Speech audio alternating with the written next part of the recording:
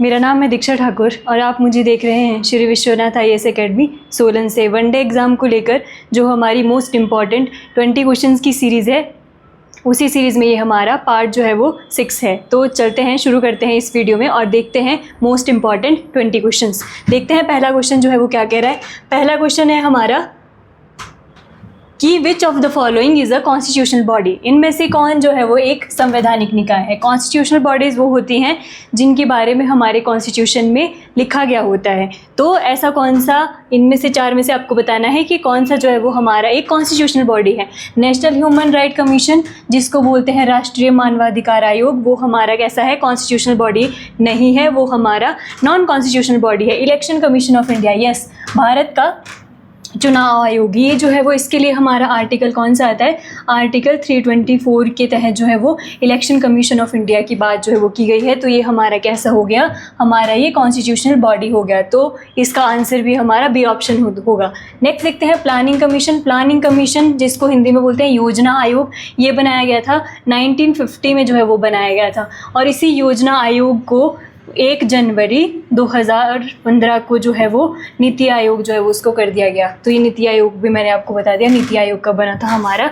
1 जनवरी 1915 को। और planning commission कब बना था, 1950 में जो है वो ये बना था। नीति आयोग के जो चेयरमैन होते हैं वो हमारे प्राइम मिनिस्टर ऑफ इंडिया जो वो होते हैं। चलते हैं नेक्स्ट क्वेश्चन पे। Which article of the constitution deals with the finance commission of India. संविधान का कौन सा अनुच्छेद वित्त आयोग से संबंधित है। आर्टिकल 324 अभी डिस्कस किया, ये इलेक्शन कमीशन ऑफ इंडिया का होता है। आर्टिकल 280, तो यस, आर्टिकल 280 ही हमारा क्या होता है, फाइनेंस कमीशन से जो है वो रिलेटेड होता है। फाइनेंस कमीशन जो है वो कौन बनाता है, सेंटर में हमारे प्रेसिडेंट बनाते हैं, और स्टेट का एक स्टेट फाइनेंस कमीशन भी होता है, उसको स्टेट में गवर्नर ऑफ द स्टेट जो है वो बनाते हैं। इसका टेन्योर अगर आप देखो तो इसका टेन्योर जो है वो 5 साल जो है वो रहता है। तो इसका सही आंसर हमारा ऑप्शन बी हो जाएगा। आर्टिकल 280 रिलेटेड है हमारा फाइनेंस कमीशन से। आर्टिकल 76 किससे है, attorney general of India, Bharat का महान्यायवादी, मतलब ये वाला आर्टिकल जो है वो अटॉर्नी जनरल ऑफ इंडिया से ही रिलेटेड है। अटॉर्नी जनरल ऑफ इंडिया जो है वो कौन होता है, ये एक ऐसा पर्सन होता है जो कैबिनेट लेवल का इनको माना जाता है कि जो कैबिनेट मिनिस्टर होते हैं उनके लेवल की ही ये पोस्ट होती है, अटॉर्नी जनरल ऑफ इंडिया। और ये एक ऐसे पर्सन होते हैं कि दोनों हाउस में जा सकते हैं, बोल सकते हैं, मीटिंग में पार्टिसिपेट कर सकते हैं, लेकिन वोट नहीं दे सकते। वो होते हैं हमारे attorney general of India. Article 148, ये भी इंपॉर्टेंट है। आर्टिकल 148 रिलेटेड है हमारा किससे, कैग से, controller and auditor general of India. ये भी अपॉइंट किए जाते हैं हमारे प्रेसिडेंट ऑफ इंडिया के द्वारा, और आर्टिकल 148 के तहत ये अपॉइंट किए जाते हैं। लेकिन पूछ रहा है फाइनेंस कमीशन, सही ऑप्शन हो जाएगा आर्टिकल 280, इसका सही आंसर जो है वो हो जाएगा। चलते हैं नेक्स्ट क्वेश्चन पे। नेक्स्ट जो है वो थर्ड क्वेश्चन है। थर्ड क्वेश्चन क्या कह रहा है, इसमें से भी आपको बताना है, लेकिन इसमें बताना है आपको नॉन कॉन्स्टिट्यूशनल बॉडी कौन सी है। यूपीएससी के लिए वो आर्टिकल ऑलरेडी है, आर्टिकल 315 में आता है यूपीएससी। और यूपीएससी को जो है वो यूपीएससी के जो चेयरमैन होते हैं उसको कौन अपॉइंट करता है, प्रेसिडेंट ऑफ इंडिया अपॉइंट करते हैं। और दिया किसमें गया है, आर्टिकल 315 में दिया गया है। स्टेट पब्लिक सर्विस कमीशन, ये भी जो है वो आर्टिकल 315 में ही जो है वो दिया गया है। लेकिन स्टेट पब्लिक सर्विस कमीशन के जो चेयरमैन होते हैं, जो अध्यक्ष होते हैं, वो अपॉइंट कौन करता है, वो अपॉइंट करते हैं हमारे गवर्नर ऑफ द स्टेट जो है वो अपॉइंट करते हैं। तो ये भी कॉन्स्टिट्यूशनल है। National development council, yes, national development council ये बनाई गई थी कब, हमारी 1952 में। और ये एक नॉन कॉन्स्टिट्यूशनल बॉडी है, गैर संवैधानिक निकाय है। तो यही इसका सही ऑप्शन हो जाएगा। इलेक्शन कमीशन ऑलरेडी बात कर चुके हैं। आर्टिकल 324 में हमारा इलेक्शन कमीशन ऑफ इंडिया जो है वो लिखा गया है। इलेक्शन कमीशन ऑफ इंडिया को अपॉइंट करते हैं हमारे प्रेसिडेंट करते हैं, जो हमारा चीफ इलेक्शन कमिश्नर होता है उसको प्रेसिडेंट जो है वो अपॉइंट करते हैं। और प्रेजेंट में हमारे ज्ञानेश कुमार जो है वो 26th election commissioner of India हैं। ज्ञानेश कुमार एट प्रेजेंट हैं। चलते हैं नेक्स्ट क्वेश्चन पे। Who appoints the chief election commissioner, मुख्य चुनाव आयुक्त की नियुक्ति कौन करता है। अभी बता चुकी हूँ, मुख्य चुनाव आयुक्त जो है वो कौन अपॉइंट करता है, चीफ जस्टिस ऑफ इंडिया नहीं, प्रेसिडेंट ऑफ इंडिया। तो यस, प्रेसिडेंट ऑफ इंडिया ही हमारे चीफ इलेक्शन कमिश्नर को जो है वो अपॉइंट करते हैं। प्राइम मिनिस्टर को अपॉइंट किया जाता है प्रेसिडेंट के द्वारा। स्पीकर ऑफ लोकसभा प्रेजेंट में कौन है? ओम बिरला जी हैं, राजस्थान कोटा से आते हैं। और स्पीकर का इलेक्शन कैसे होता है? स्पीकर का इलेक्शन होता है जो मतलब टोटल मेंबर होते हैं वो आपस में बहुमत से एक पर्सन को स्पीकर जो है वो चुनते हैं, तो वैसे होता है लोकसभा स्पीकर का जो है वो इलेक्शन। इसका सही आंसर होगा प्रेसिडेंट ऑफ इंडिया जो है वो चीफ इलेक्शन कमिश्नर को अपॉइंट करते हैं। नेक्स्ट क्वेश्चन पे चलते हैं। नेक्स्ट क्वेश्चन क्या कह रहा है कि इसमें से आपको क्या बताना है? इसमें भी आपको बताना है कि कौन सा जो है वो कौन एक संवैधानिक निकाय नहीं है, मतलब कॉन्स्टिट्यूशनल बॉडी नहीं है। Controller and auditor general of India CAG जो है वो हमारा, मैंने अभी बताया आपको, आर्टिकल 148 में आता है, तो ये तो कॉन्स्टिट्यूशनल बॉडी है। कैग को अपॉइंट कौन करता है? प्रेसिडेंट ऑफ इंडिया जो है वो अपॉइंट करते हैं। फाइनेंस कमीशन भी अभी हमने पढ़ा इसको, आर्टिकल 280 में जो है वो फाइनेंस कमीशन जो है वो दिया गया है, और आर्टिकल 280 में जो फाइनेंस कमीशन है उसको अपॉइंट कौन करता है? फाइनेंस कमीशन के चेयरमैन को प्रेसिडेंट ऑफ इंडिया जो है वो अपॉइंट करते हैं। फाइनेंस कमीशन का टेन्योर जो है वो 5 साल जो है वो होता है। इलेक्शन कमीशन 324 में आता है। आर्टिकल 324 में ज्ञानेश कुमार जी हमारे एट प्रेजेंट जो है वो इलेक्शन कमीशन ऑफ इंडिया हैं। लेकिन national commission for women NCW ये हमारा क्या है? ये हमारा नॉन कॉन्स्टिट्यूशनल बॉडी है। ये बॉडी ये जो है वो एक एक्ट के थ्रू जो है वो बनाया गया है। कॉन्स्टिट्यूशन में आर्टिकल के थ्रू इसका कोई भी जो है वो डिटेल नहीं दी गई है। सही आंसर हमारा यही हो जाएगा, national commission for women NCW जो है वो हो जाएगा। चलते हैं नेक्स्ट क्वेश्चन पे, 6 पे। Article 148 of the Indian constitution is related to, भारतीय संविधान का कौन सा आर्टिकल जो है वो आर्टिकल 148 किससे रिलेटेड है? यूपीएससी। अगेन यूपीएससी का आर्टिकल हमारा 315 है, और इसके सदस्यों को और इसके चेयरमैन को अपॉइंट किया जाता है प्रेसिडेंट के द्वारा। स्टेट में भी एक स्टेट पब्लिक सर्विस कमीशन होता है जो कि आर्टिकल 315 में ही होता है, लेकिन उसको उसके अध्यक्ष को और उसके सदस्यों को कौन जो है वो अपॉइंट करते हैं? तो गवर्नर करते हैं स्टेट में, जो स्टेट पब्लिक सर्विस कमीशन होता है। इलेक्शन कमीशन ऑफ इंडिया का आर्टिकल जो है वो 324 होता है, और ये कॉन्स्टिट्यूशनल बॉडी है कैग। तो इसका सही आंसर होगा हमारा कैग जो है वो आर्टिकल 148 के तहत जो है वो इसका गठन जो है वो किया जाता है, और ये एक हमारा कॉन्स्टिट्यूशनल बॉडी है। एट प्रेजेंट जो है वो कैग हमारे संजय मूर्ति जी जो है वो एट प्रेजेंट हमारे कैग हैं। फाइनेंस कमीशन ऑलरेडी बता चुकी हूँ पीछे, आर्टिकल 280 में जो है वो फाइनेंस कमीशन के बारे में लिखा गया है। चलते हैं नेक्स्ट क्वेश्चन पे। नेक्स्ट क्वेश्चन जो है वो क्या कह रहा है? विच of the following is a statutory body, निम्नलिखित में से कौन एक वैधानिक निकाय है? इलेक्शन का वैधानिक निकाय होता है जो हमारा कॉन्स्टिट्यूशनल बॉडी नहीं होती, वो होता है इलेक्शन कमीशन, तो हमारा है आर्टिकल 324 होता है। प्लानिंग कमीशन जो है वो प्लानिंग कमीशन है हमारा, और नेशनल जो ग्रीन ट्रिब्यूनल है वो है हमारा, और जो है वो फाइनेंस कमीशन जो है वो हमारा ये है। तो इसमें से हमें बताना है कि कौन सी जो है वो एक स्टैच्यूटरी बॉडी जो है वो है हमारा कौन? NGT जो है वो हमारा नेशनल ग्रीन ट्रिब्यूनल NGT होता है, वो हमारा कैसा है? एक स्टैच्यूटरी बॉडी है। फाइनेंस कमीशन की बात करते हैं, ऑलरेडी बहुत बार, इससे पहले 2-3 बार बोल चुकी हूँ। आर्टिकल 280 से रिलेटेड है हमारा फाइनेंस कमीशन, 5 साल का इसका टेन्योर होता है। स्टेट में भी फाइनेंस कमीशन होता है, स्टेट फाइनेंस कमीशन उसको बोलते हैं, वहाँ पे जो है वो गवर्नर ऑफ द स्टेट उसको बनाते हैं। The attorney general of India is appointed under which article, जो अटॉर्नी जनरल ऑफ इंडिया होते हैं वो कौन से आर्टिकल से? यही है आर्टिकल 76C हमारा अटॉर्नी जनरल ऑफ इंडिया से रिलेटेड है। प्रेजेंट में R वेंकटा रमणी जो है वो एट प्रेजेंट हमारे क्या? अटॉर्नी जनरल ऑफ इंडिया है। कैग आर्टिकल 148 रिलेटेड है हमारा, कैग से रिलेटेड है। कैग को अपॉइंट किया जाता है प्रेसिडेंट के द्वारा, और संजय मूर्ति हमारे एट प्रेजेंट कैग हैं। 280 फाइनेंस कमीशन से जो है वो रिलेटेड है। Article 324 election commission of India से जो है वो रिलेटेड है। सही आंसर इसका हमारा हो जाएगा ऑप्शन ए, आर्टिकल 76 रिलेटेड है अटॉर्नी जनरल ऑफ इंडिया से। अब आपको बताना है कि कौन से स्टेटमेंट हमारे करेक्ट है। The Pajhota movement took place in Pajhota आंदोलन सिरमौर के पझोता में 1942 में हुआ था। तो यस, 1942 में ही सिरमौर में एक जगह है पझोता, वहाँ से ही ये मूवमेंट जो है वो शुरू हुआ था, तो और 1942 में हुआ था। It was a part of quit India movement, ये भारत छोड़ो आंदोलन का पार्ट था। भारत छोड़ो आंदोलन के बारे में भी हम पढ़ चुके हैं कि 8 अगस्त 1942 को प्रस्ताव पेश किया गया था, और 9 अगस्त 1942 को क्विट इंडिया मूवमेंट जो है वो शुरू किया गया था। तो ये इसी का ही जो है वो पार्ट था पझोता आंदोलन भी। आंदोलन के नेता लक्ष्मी सिंह, वैद्य सूरज सिंह, मियाँ चुनचू और बस्तीराम थे। तो सारे के सारे स्टेटमेंट हमारे कैसे हैं? करेक्ट हैं। पझोता आंदोलन सिरमौर के पझोता नामक जो है वो जगह पे जो है वहाँ पे हुआ था, और ये जो है वो क्विट इंडिया मूवमेंट का ही पार्ट था। सही है।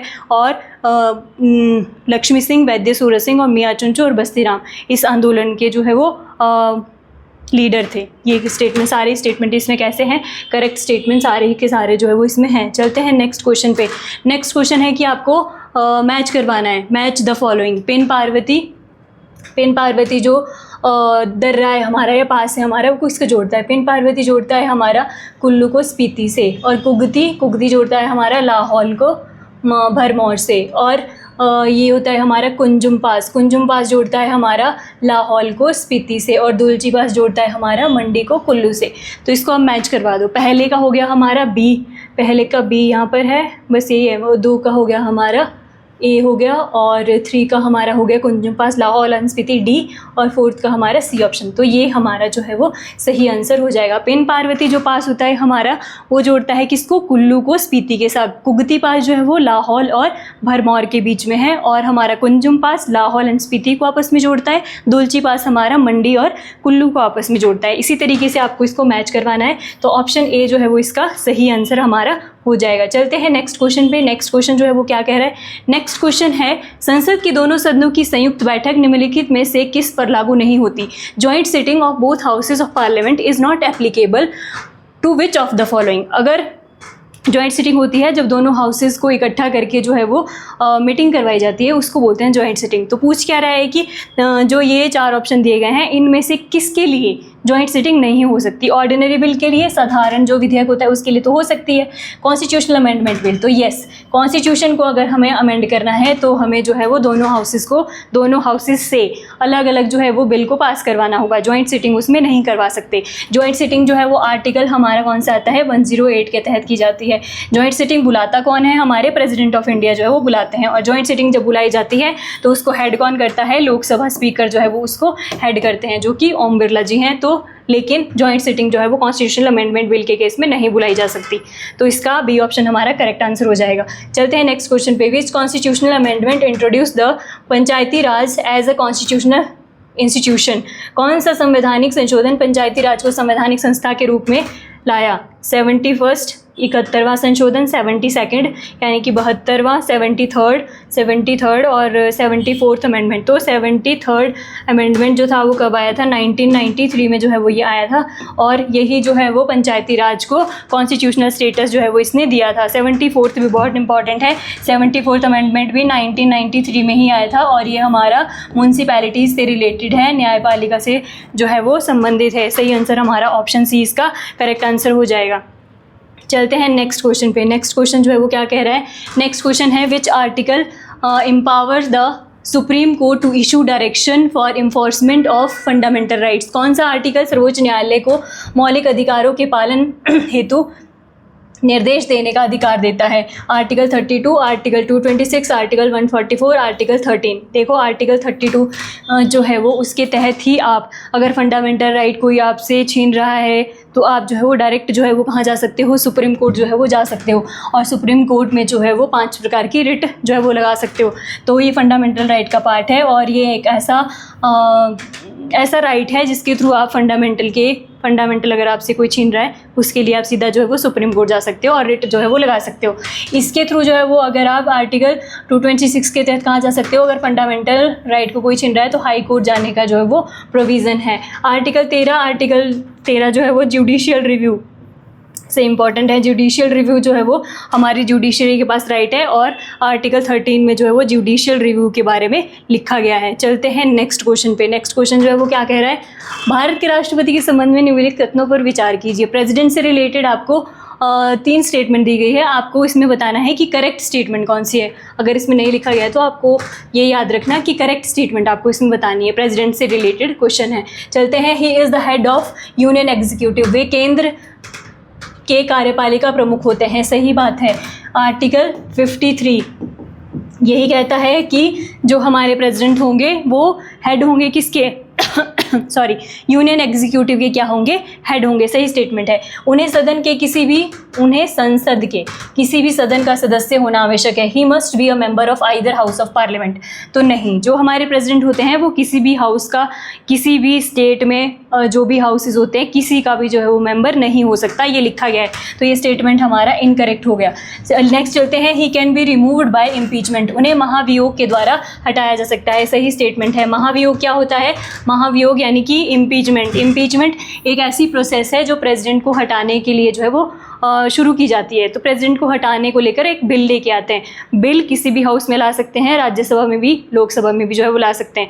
अगर आप लोकसभा में लेके आ रहे हो तो वहाँ के 1/4 मेंबर जो है वो एग्री होने चाहिए, तभी जाके जो है वो बिल लोकसभा में इंट्रोड्यूस होगा। अब लोकसभा में बिल जो है वो इंट्रोड्यूस हो गया तो 2/3 मेजॉरिटी से उसको पास करवाना होगा। फिर बिल जाएगा हमारा राज्यसभा में, राज्यसभा में भी उसको 2/3 मेजॉरिटी से आपको पास करवाना होगा। अगर इस तरीके से आपने जो है वो बिल पास करवा दिया तो प्रेसिडेंट के जो ऊपर इम्पीचमेंट का प्रोसेस है वो पूरा जो है वो माना जाता है और प्रेसिडेंट को जो है वो हटना पड़ता है। ये इसी प्रोसेस को बोलते हैं प्रेसिडेंट के ऊपर इम्पीचमेंट। अभी तक इंडिया में किसी भी प्रेसिडेंट को इम्पीचमेंट की प्रोसेस से हटाया नहीं गया है। तो इसका हमारा सेकंड स्टेटमेंट गलत हो गया, लेकिन फर्स्ट और थर्ड हमारे, ये बी ऑप्शन, फर्स्ट और थर्ड स्टेटमेंट हमारे करेक्ट हैं। तो ऑप्शन बी हमारा कैसा हो जाएगा, करेक्ट आंसर इसका हो जाएगा। चलते हैं नेक्स्ट क्वेश्चन पे। नेक्स्ट क्वेश्चन जो है वो क्या कह रहा है, which amendment of the Indian constitution is known as the mini constitution. भारतीय संविधान का कौन सा संशोधन लघु संविधान जो है वो कहलाता है। 24th, 42nd, 44th या 73rd। तो हमारा 42nd जो है वो अमेंडमेंट जो है वो जिसको बोलते हैं मिनी कॉन्स्टिट्यूशन ऑफ इंडिया। इसके तहत क्या किया गया था, इसके तहत जो है वो हमने प्रस्तावना में जो हमारी प्रियम्बल होती है उसमें जो है वो अमेंडमेंट किया था और उसमें 3 शब्द जोड़े गए थे, सोशलिस्ट, सेकुलर और इंटीग्रिटी। ये 3 शब्द हमने जोड़े थे। ये कब हुआ था, 42nd कॉन्स्टिट्यूशनल अमेंडमेंट एक्ट 1976 में जो है ये हुआ था और इसी को बोलते हैं हम मिनी कॉन्स्टिट्यूशन। 44th अमेंडमेंट भी बहुत इंपॉर्टेंट है। इसके तहत हमने क्या किया था, जो हमारे फंडामेंटल राइट पहले होते थे 7, अभी जो है वो 6 हैं। तो हमने कौन सा हटाया है, राइट टू प्रॉपर्टी, संपत्ति का अधिकार जो है वो हमने हटाया है। तो हटाया हमने 44th अमेंडमेंट और ये हुआ था, इसका ईयर भी याद रखना, 1978 में जो है वो ये हुआ था। और 73rd भी हमारा बहुत इंपॉर्टेंट है। 73rd ये हुआ था हमारा कब, 1993 में, और इसके तहत हमने पंचायती राज को जो है वो कॉन्स्टिट्यूशनल स्टेटस दिया था। पंचायती राज से रिलेटेड कुछ एक कमेटियाँ हैं। बलवंत राय मेहता कमेटी है, 1957 में बनी थी। अशोक मेहता समिति है, 1977 में जो है वो बनी थी। और पंचायती राज में टोटल मिला के 29 सब्जेक्ट्स हैं जिनके ऊपर पंचायती राज कानून बना सकती है। तो लेकिन क्वेश्चन हमारा मिनी कॉन्स्टिट्यूशन से लेकर है, मिनी कॉन्स्टिट्यूशन से रिलेटेड है, तो ऑप्शन 20 का हमारा करेक्ट आंसर हो जाएगा। चलते हैं नेक्स्ट क्वेश्चन पे। मौलिक कर्तव्य संविधान में कब जोड़े गए। Fundamental duties were added to the constitution by 42nd या फिर 44th अमेंडमेंट 1978, 86 2002 या फिर 73rd अमेंडमेंट 1992। तो ये हमने कब जोड़े थे, 42nd अमेंडमेंट 1976 के तहत हमने फंडामेंटल ड्यूटीज़ जो है वो जोड़ी थी। पहले फंडामेंटल ड्यूटीज़ हमारी 10 हुआ करती थी, प्रेजेंट में फंडामेंटल ड्यूटीज़ जो है वो 11 है। अगर इसका आप पार्ट देखो तो पार्ट कौन से पार्ट में है, भाग 4 के ए में जो है वही ये दिया गया है, क्या किसके बारे में, फंडामेंटल ड्यूटीज़ के बारे में। और आर्टिकल अगर आप इसका देखो तो 51A में जो है वो गिवन है हमारी क्या, फंडामेंटल ड्यूटीज़। तो ये हो गया हमारा ऑप्शन ए, इसका सही आंसर जो है वो हो जाएगा। चलते हैं नेक्स्ट क्वेश्चन पे। नेक्स्ट क्वेश्चन जो है वो क्या कह रहा है, कौन सा मौलिक अधिकार संविधान की आत्मा और हृदय कहलाता है। Which fundamental right is described as the heart and soul of Indian constitution. तो वो हमारा कौन सा है, राइट टू कॉन्स्टिट्यूशनल रेमेडीज़। ये है हमारा आर्टिकल 32। इसी को ही हमारे जो बाबा साहब भीमराव अंबेडकर थे उन्होंने कहा था कि ये क्या है, हमारा heart and soul of Indian constitution है। तो सी जो है वो इसका फंडामेंटल राइट का पार्ट है, आर्टिकल 32। इसी को बोला था इन्होंने heart and soul of Indian constitution. चलते हैं नेक्स्ट क्वेश्चन पे। Which among the following union territory has its own legislative assembly. ऐसा कौन सा केंद्र शासित प्रदेश है जिसकी अपनी एक विधानसभा है। जैसे आपने देखा होगा कि जितनी भी हमारे यहाँ पे यूनियन टेरिटरी है सबके पास जो है वो विधानसभा नहीं है। तो इनमें से पूछ रहा है कि इनमें से 4 में से आपको बताना है कि किसके पास जो है वो संविधान सभा जो है वो है। क्या चंडीगढ़ के पास है, नहीं।